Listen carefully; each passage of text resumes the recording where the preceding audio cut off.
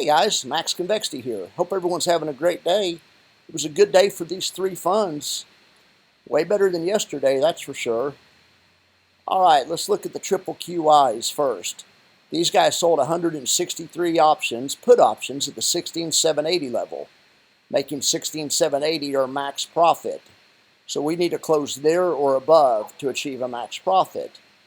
The close was 16,982. It closed well above there.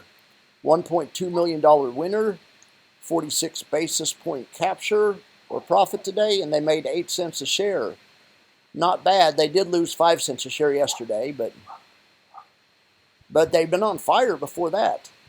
Then they won the previous 5 or 6 days before that. That's a nice day. They're about even on the month as far as earnings per share goes, which is not great. Not as good as we're used to them doing. They're usually up 50, 60, 70 cents by this time of the month. We have probably, I don't know, 6 or 7 trading days left. So hopefully the good stuff will keep happening. Let's look at the chart. Oh yeah, look at that.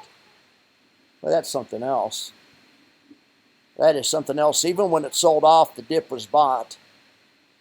The dip was bought and we closed on highs. And I always say closing on highs is bullish. It's a bullish sign, and it's something that happens when you're in a bull market like we are lately.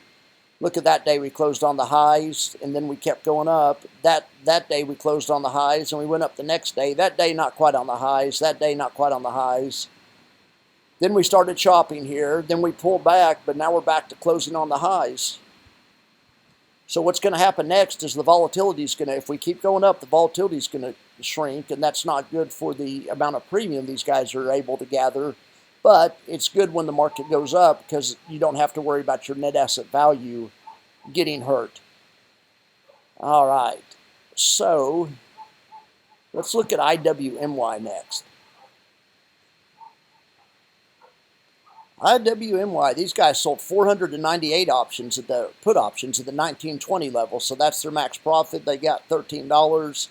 1907 about is their minimum profit or break even, and the market closed at 1923. Well, 3 points above the max profit line, so that is $660,000 winner today. And at one point today they were down. I think in my noon update these guys were down 100,000, or actually they weren't, but they were about even at noon. So anyway, that's a great day. Let's take a look at the chart.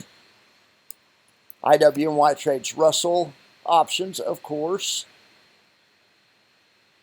So here's a chart of the Russell, a 30-minute chart. I don't know where the profit boxes went. There they are.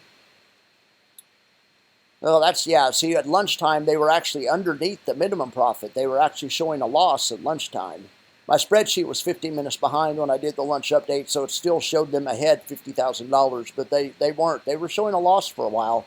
Then they recovered almost at the high of the day. That's really good news for them. Look what happened yesterday. Yesterday may have been a bearish day, but it closed on the highs. Closing on the highs is a sign of good stuff to come. When a market closes on the highs, it means that the only reason, it means it would have kept going if they hadn't run out of time, is the theory. It's a very bullish sign. The opposite is true when it closes on the lows. Look at this day, we closed close to the lows. This day we closed on the lows, and you can see it was a rough couple of weeks for the, it was a rough couple of weeks for the indexes. Closed on the low, well, close to lows that day. Closed on the highs that day, but that one didn't work out. They don't always work out. We closed pretty close to the lows on this day right here, and look what happened on the next 2 days, straight down. But now we closed on the highs on that day.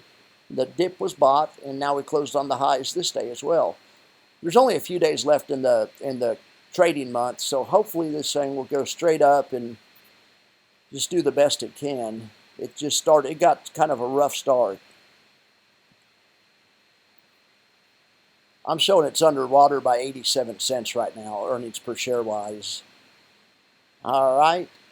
Well, we can also look at the change, though. Look at this. The IWMY outperformed the underlying.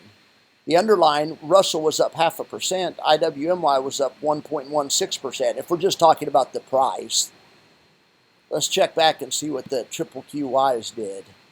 they underperformed the index. They were up 1/4 point, and the index was up 1.5 points. So let's see what JEPY did as far as the price action goes. They actually underperformed the index a little bit also. The index was up 0.8, and these guys were up 0.3. But let's see what JEPY did. JEPY's actually been doing pretty decent. They sold 226 puts at the 47.50 level for 17 bucks, making the break even 47.33 about. I'm just rounding up. Yeah, so that's a $385,000 profit for these guys, 36 basis point capture. They did lose 39 yesterday and 18 basis points the day before that. So, but these guys are actually up 9 cents on the month right now, which is good. We'll take it. We will darn sure take it. Now here's the SPX. This is what JEPY trades. That's a close on the highs. Yesterday was close to the highs, but today is on the highs. That is a good sign. Look at other days it did it. It closed on the highs that day. And the next couple of days were bullish. You know, it doesn't always work, but it's something that I like to look at. All right, so now we're going to look at the tracking error report. What's the tracking error report, you ask? Well, thank you for asking. It's something I just made up today. Now, I want to look at all these assets and how they're comparing to their, on a daily basis, how much tracking error they have on a daily basis. Then I'm also looking at it on a cumulative basis at the Defiance ones. But I'll just look at a daily basis on all of them. I wrote down all the ones I could think of. Here's the yield max ones. If it's in green, that means they outperformed their benchmark. If it's red, it means they underperformed the benchmark by a pretty good amount. I need to quantify. Like this one right here, Tesla, the benchmark was down. Tesla was down 1.7. Tesla was down 1.6. That's just about even. I didn't give that red or green. But here's a big underperformer, NVIDIA. NVIDIA was up nearly 2%, whereas NVIDIA was only up, 0.8%. Here's a big performer though, and it's kind of like kissing your cousin or putting lipstick on a pig. I get this part of it, but Coinbase was down 7.11%, and Coney was only down 6.5%. I mean, that 0.5% may not seem like a lot. When you compound that over many days, it adds up, and it gives these guys quite a buffer. That's why that selling options is such a good thing to do, especially if you want to take the volatility out of your portfolio, because they'll actually lose less on days where they lose, and then they'll also make less. But so it takes the volatility out of the market. See, OARC was a pretty big underperformer. The benchmark was actually up and OARC was down. I don't know what's going on there. Who knows? Who knows? I don't follow the individual options on that, but maybe they're capped out, or maybe they made a bad trade, or who knows. AMSI. Well, I gave AMSI a green, but it really shouldn't be. AMSI performed on par with its benchmark. Okay, here's a red one though. Apple was up 3 points. Apple was up 2.5. It's not exactly bad news when you have something going up 2.5, but if you want to compare it to the benchmark, it did lag the benchmark quite a bit today. On the good news side of the equation, mRNA, Moderna, the benchmark, Moderna was down 1.25%, and MRNY was only down 0.5%. That's a pretty big outperformance. I like that one. That's good.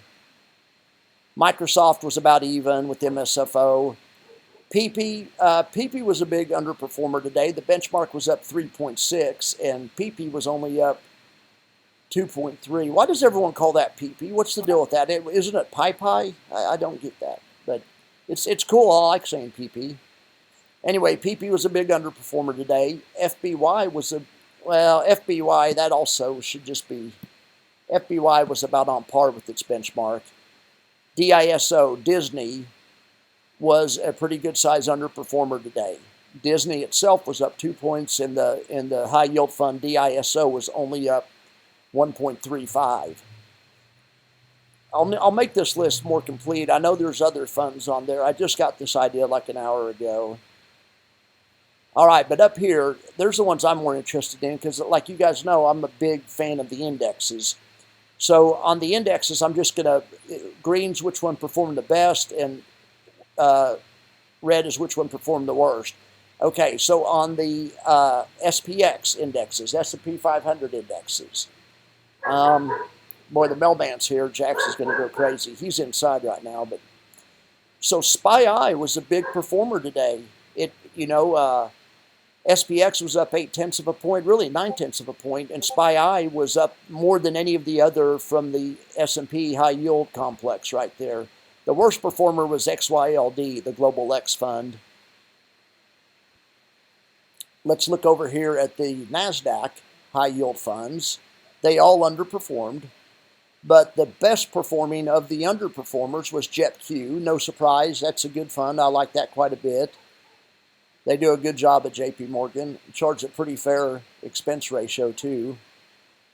The worst performer was, unfortunately, my baby, QQQY. It was only up 0.25 point, whereas the index was up 1.47. We saw that on the spreadsheet.